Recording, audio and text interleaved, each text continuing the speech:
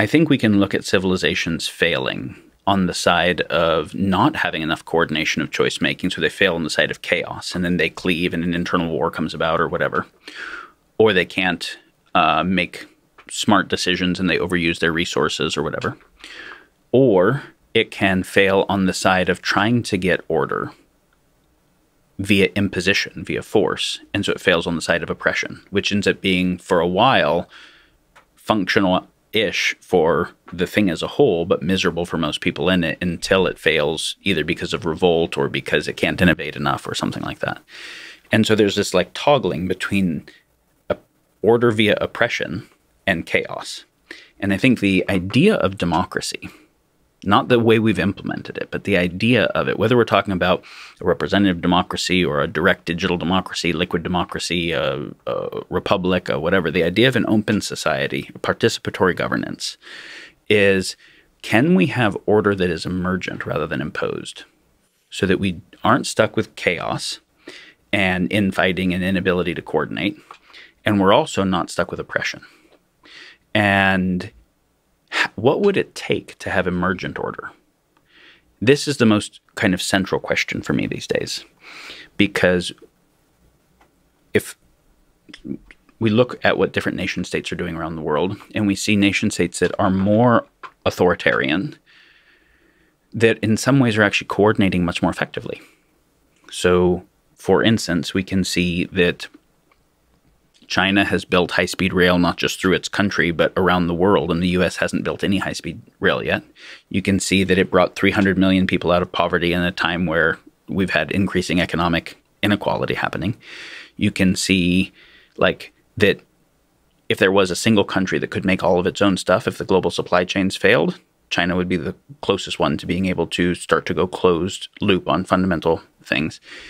Belt and Road Initiative, supply chain on rare earth metals, transistor manufacturing, that is like, oh, they're actually coordinating more effectively in some important ways in the last, call it 30 years.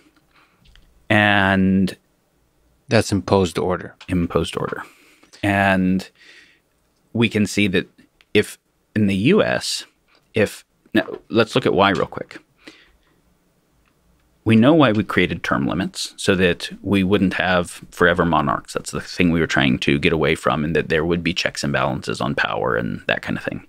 But that also has created a negative second order effect, which is nobody does long-term planning.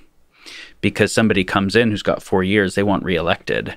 They don't do anything that doesn't create a return within 4 years that will end up getting them reelected. And so the 30-year industrial development to build high-speed trains or the new kind of fusion energy or whatever it is just doesn't get invested in.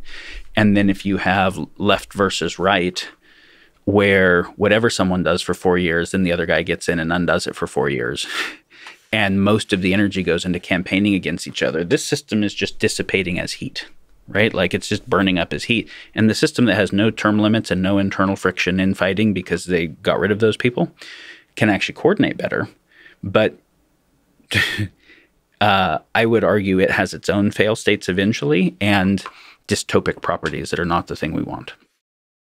Like if we think about your body for a moment as a self-organizing complex system that is multi-scaled. Like think about how ridiculous it would be to try to have all the tens of trillions of cells in it with no internal organization structure, right? Just like a sea of protoplasm. It wouldn't pure work. Democracy.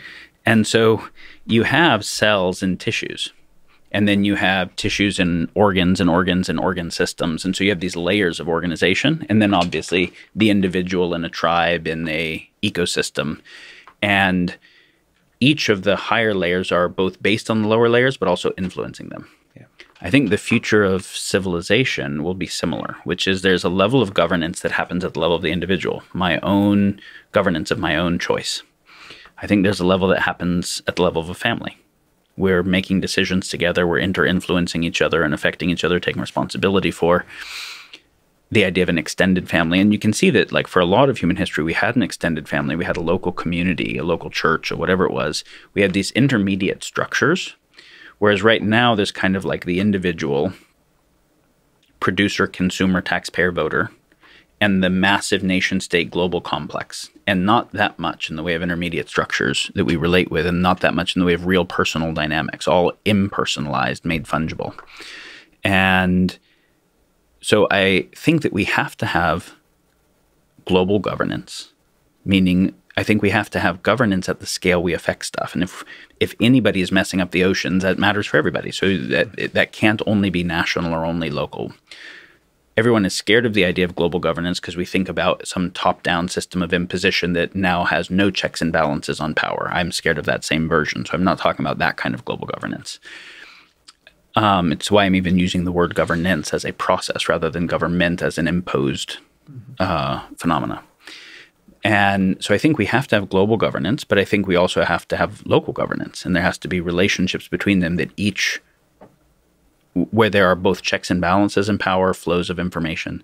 So I think governance at the level of cities will be a bigger deal in the future than governance at the level of nation states, because I think nation states are largely fictitious things that are defined by wars and agreements to stop wars and like that. Now, what we can say more broadly is, say, when we're talking about groups of people that interaffect each other, the idea of a civilization is that we can figure out how to coordinate our choice making to not be at war with each other and hopefully increase total productive capacity in a way that's good for everybody.